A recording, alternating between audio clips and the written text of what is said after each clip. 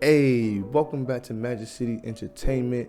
Hopefully you guys are doing great today. I just want to say, before we hop into this video, I just want to say thank you for all the subscribers and love and support. I truly appreciate it. There's more content coming to the channel. Stay tuned, and I hope you guys enjoy the video. Coming in number 5, we have High Score Girl. And this anime took me by surprise, honestly. I didn't expect to actually like it as much as I did. So the story consists of following this kid. I forget his name. I think it's On. I forgot his name. But you're following this kid who loves playing video games. That's all he does is play video games. He goes to the same arcade every single time, plays video games for hours upon hours upon hours. Then he meets this girl who kind of plays, no, she doesn't kind of play, she plays, like she is really good. Like this is fighting game that they love playing, and I guess it's like this little tournament or whoever gets the highest score is on the leaderboard. He had the highest score for like years, and then this girl comes, she starts playing it, she beats his score. They end up playing the fighting game together, and they, she defeats him. He looks over, try to see who it is, and then he sees this girl. He's like, oh. So, long story short, they become friends. They start playing together every now and again. And the family that she's with is very high maintenance. She can't really be playing games, yada, yada, yada. School is the only thing she's supposed to be doing, stuff like that. She doesn't talk much. So when she does talk, it means something behind it to why she does say something. And then the whole story consists of them following, playing games, getting to know each other, stuff like that. It's a cute little story and everything. If you have your time, definitely check this show out on Netflix.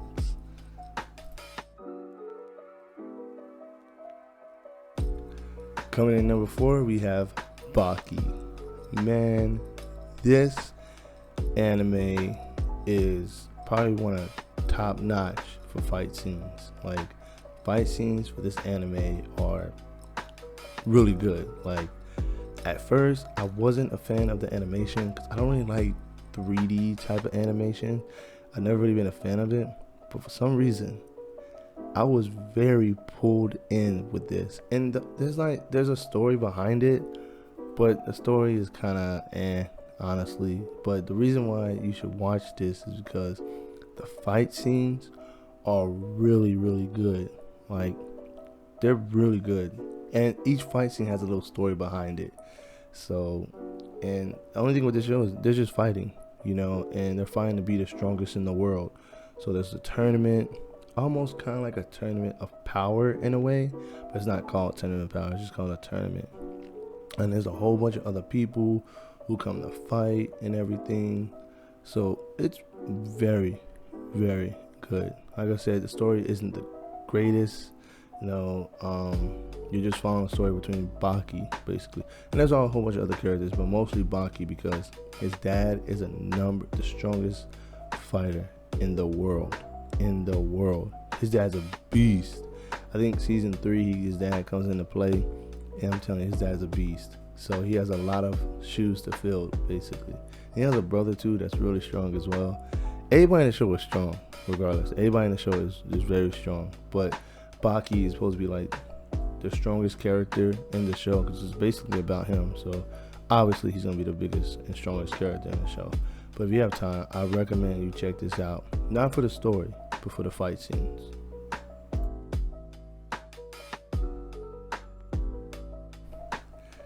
Coming in number 3, we have Saint Manos.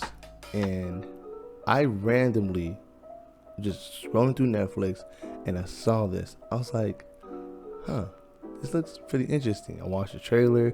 I was like, this looks really interesting. So I was like, you know what? Let me sit down and watch it. So I started watching it, and man, was this good. So basically, it's like, if you've seen any type of Tarantino type of film, it's kind of like that. It's more so of Dusk Till Dawn. It has that vibe to it. So there's like zombies, and stuff, and it's like power, basically. So you have this drug cartel, basically, and they want this ultimate power, like unlimited power basically. And in order to get it, you have to do a blood sacrifice. And that's what this one dude does.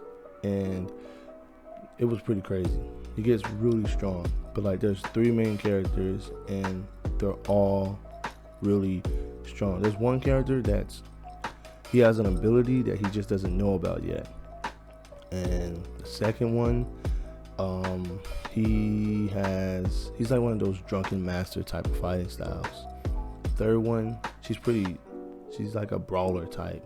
But the fight scenes are really cool. It's like mixed martial arts incorporated in anime. So yeah, if you like fight scenes, I highly recommend you watch this show. But also the story is very well done as well. You know, there's a lot of moments that were like left me like, oh, really? Yeah, there was some sad moments too. There was some pretty sad moments in this show as well. But overall, it's a great show. I highly recommend you guys check out Manos. Coming in number 2, we have Erased. I kind of slept on this anime for a long time. And so one of my friends told me, hey, you should watch Erased. It's really good. I was like, never heard of it. So I sat down and watched it, and boy, I was hooked. I couldn't stop watching it. It's only like, I think, 12 episodes, so it's really short, but it's really good. Unfortunately, there's only 1 season, but I think 1 season is good enough for what the story was trying to get across. So basically, you're following this one character who has his ability to kind of go back in time. Like, say for instance, something seems out of place. He wouldn't notice it the first time, but then it would happen again as a loop. Basically, it's like a loop. And then he's like, wait a second, this looks all too familiar. And he's like, what's missing? What's out of place? So I got hooked the first 5 minutes of this show. So that must tell you something. This show's really good. The story's very well done. Now, the story kind of bounces between him being a kid and him being an adult. So you're going back and forth in a way. So I think that was really cool. You know, it's like almost like a different point of view. You know, you're seeing it from his eyes as a kid, everything that's unraveling in front of him. And then when he goes back to being an adult, you know, he's like, oh, wait, okay. Like he's piecing together all the little pieces, kind of like a detective, basically, but a detective that can go back in the past and in the future and in the present. So it was really cool. I really enjoyed it. I think you guys should definitely check it out.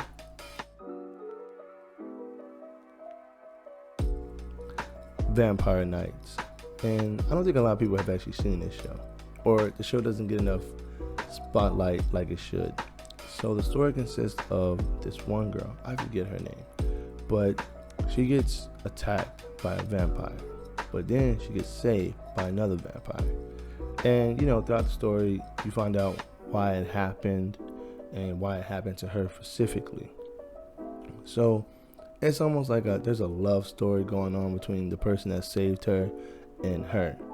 And yeah, so basically she is like, now the school that they go to, it's separated.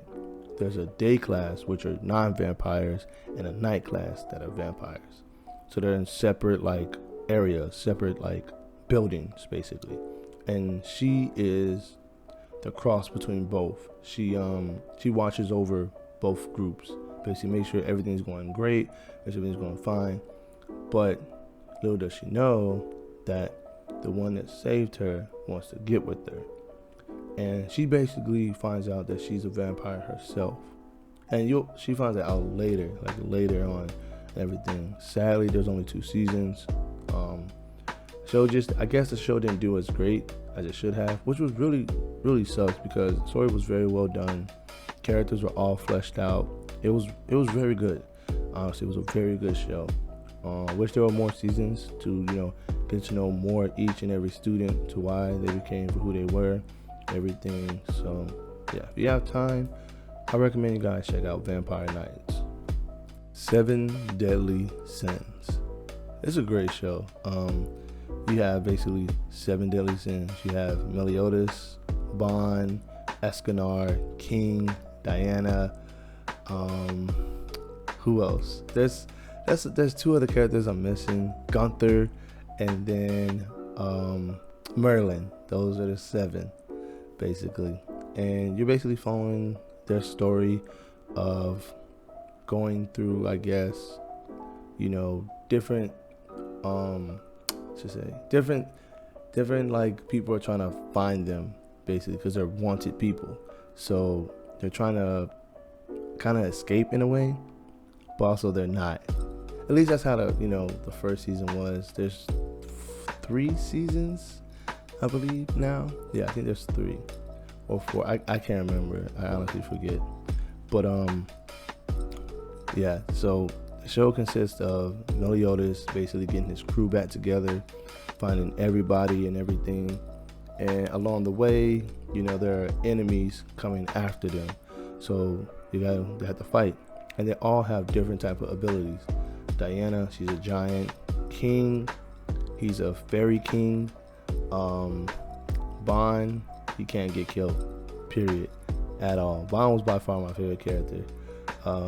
Meliodas, he basically has this ability called full counter. So anytime someone hits, he can counter it, and it's like a big old special, basically. It's really cool.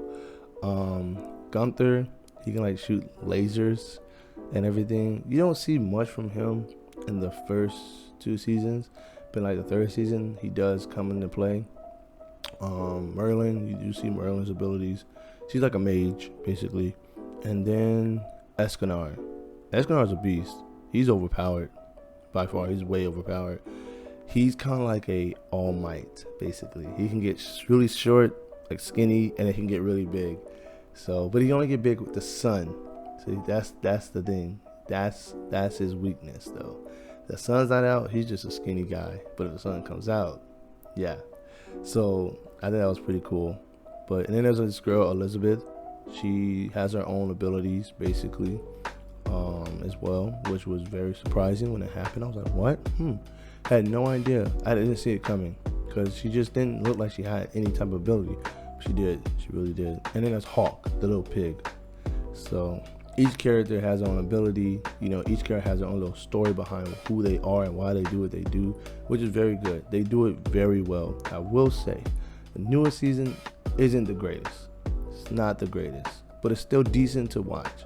But just know it's not up to the standards that the first 2 seasons had.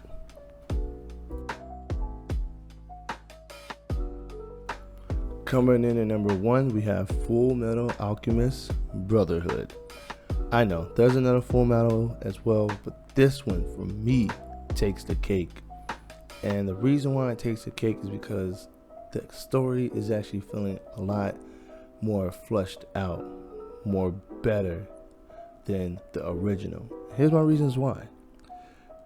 The characters feel different compared to the other one. The other one was more dark. This one, don't get me wrong, it's still dark, but it's not as dark as the original. This one has like almost a spice of life in it as well.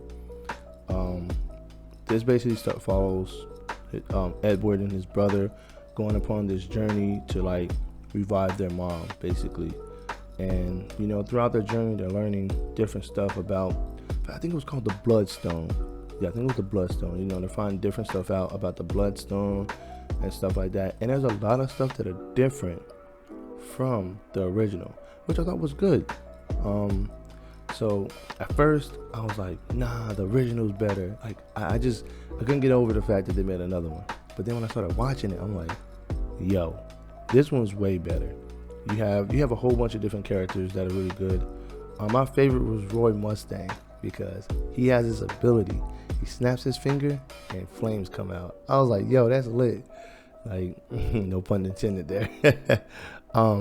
But yeah, his ability was really dope. He had a really cool story, side story between him as well. And then everybody else that was like introduced was done very good.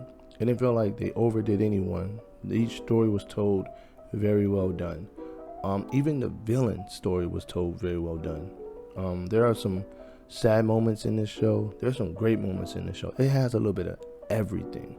So if you're in the market to watch a great anime with really good fight scenes but with better storytelling, watch Full Metal Alchemist Brotherhood. You can't go wrong. I promise you that. Hey, if I missed any anime that should have made the list, please drop it in the comments section. And as always, make sure to like and subscribe. And I'll catch you guys in the next one. Peace.